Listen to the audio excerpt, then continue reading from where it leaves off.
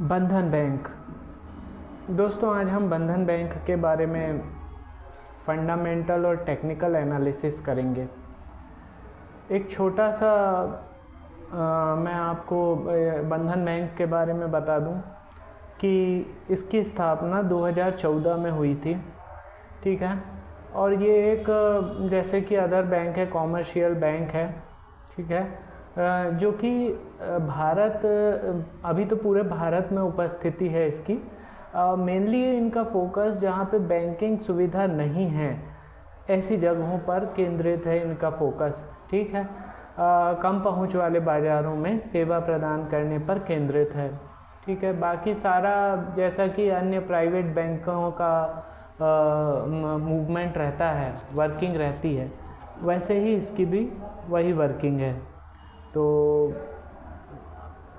अन्य जितने भी उत्पाद वगैरह हैं ये प्रोवाइड करती है। मेनली जो इनका जैसा कि ये बने हैं माइक्रो फाइनेंस से, ये NBFC से बैंकिंग में आए हैं, तो इनका फोकस माइक्रो फाइनेंस के ऊपर ज़्यादा रहता है, ठीक है। दोस्तों अब हम स्टार्ट करते हैं इसका फंडामेंटल रिव्यू, ठीक है। लेकिन उससे पहले एक चीज़ मैं आपको याद दिलाना चाहूँगा। यदि YouTube आपके पास मेरे वीडियोस जो हैं इनका नोटिफिकेशन नहीं पहुँचा रहा है, डेली बेसिस में 4 से 5 जो कंपनी हैं, शेयर्स हैं, उनका फंडामेंटल और टेक्निकल रिव्यू करता हूँ, एनालिसिस करता हूँ, लेबल्स प्रोवाइड करता हूँ। तो यदि YouTube आपके पास वो लेबल्स नोटिफिकेशन नहीं पहुँचा रहा है तो इसका मतलब ये है कि आपने चैनल को सब्सक्राइब नहीं किया हुआ है। दोस्तों तुरंत चैनल को सब्सक्राइब कर लीजिए, बेल बटन को दबा दीजिए, जिससे कि नोटिफिकेशन आपके पास टाइमली आ सके, जैसे ही मैं यहाँ पे वीडियो डालता हूँ वैसे ही,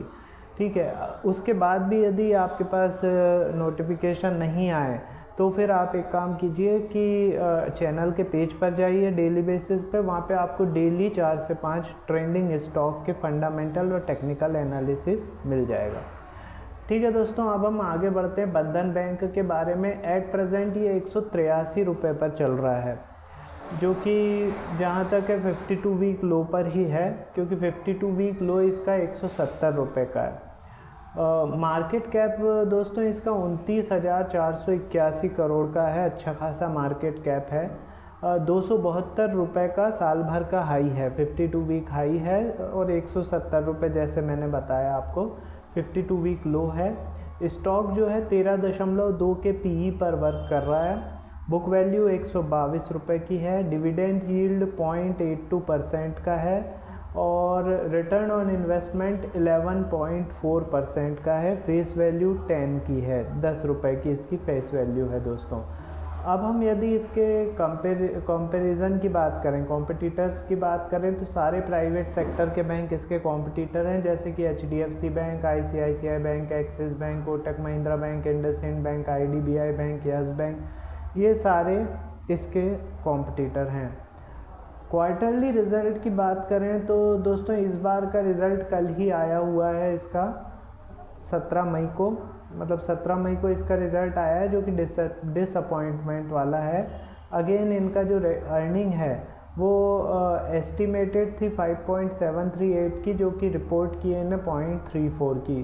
बिग डाउनफॉल अर्निंग में आया है, ठीक है। तो रेवेन्यू ज़रूर इनका एस्टिमेशन से अच्छा आया है, और उसी के दम पे ये सैटरडे को इसने रिज़ल्ट से अच्छा परफॉर्म किया। जिस हिसाब का रिज़ल्ट था उससे अच्छा परफॉर्म करके प्लस में बंद हुआ 1%।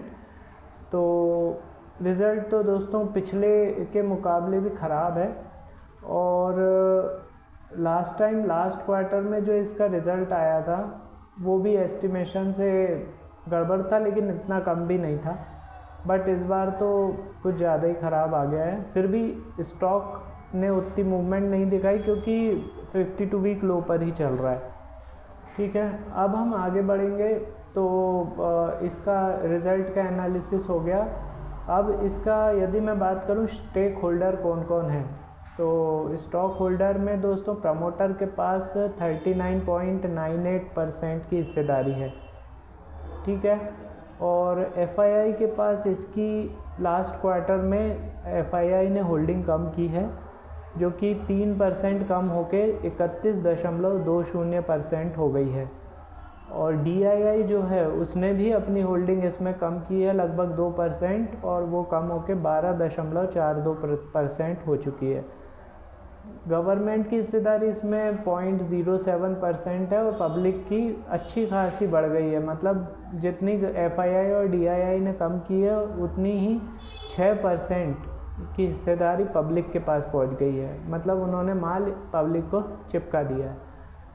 तो ये है इसका शेयर होल्डिंग पैटर्न दोस्तों। अब हम बात करेंगे कल के लेवल्स की कि ये किस तरीके से परफॉर्म कर सकता है दोस्तों। तो लेवल्स आप लोग नोट डाउन कर लीजिए।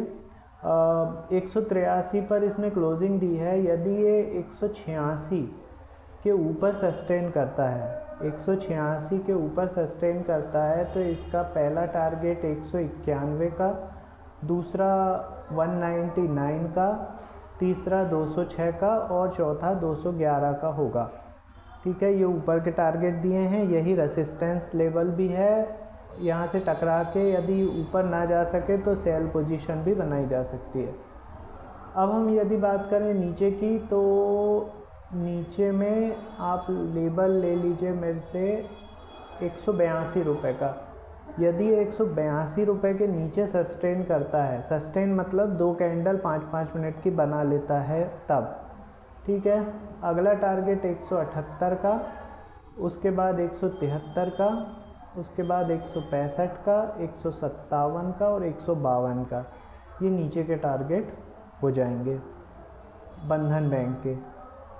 ठीक है दोस्तों, तो ये मैंने आपको बंधन बैंक का एक शॉर्ट सिनॉप्सिस बता दिया है। कोई और क्वेरी हो तो कमेंट बॉक्स ओपन है, आप तुरंत उसमें मैसेज करके पूछ सकते हैं। अब हम बात करेंगे दोस्तों जो इम्पॉर्टेंट बात है कि यदि YouTube आपके पास मेरे नोटिफिकेशन नहीं पहुंचा रहा है, इसका मतलब कि आपने चैनल को सब्सक्राइब नहीं किया हुआ है। दोस्तों तुरंत सब्सक्राइब करके बेल बटन दबा दीजिए, क्योंकि ये channel totally free of cost है, और इसमें आपको डेली बेसिस पे 4 से 5 इम्पॉर्टेंट वीडियोस मिलते हैं, इम्पॉर्टेंट शेयर्स मिलते हैं, जो कि किसी भी अच्छे ट्रेंडिंग स्टॉक के फंडामेंटल और टेक्निकल एनालिसिस होते हैं, लेवल्स होते हैं। तो तुरंत सब्सक्राइब कीजिए। यदि फिर भी आपके पास नोटिफिकेशन नहीं आए तो डेली बेसिस पे चैनल पेज पे जाइए, वीडियो सेक्शन पे जाइए, और वहाँ से मेरे जो 4 से 5 वीडियोस हैं उनको देखकर और लाभ उठाइए। ठीक है दोस्तों, मिलते हैं थोड़ी देर में अगले वीडियो के साथ। Thank you.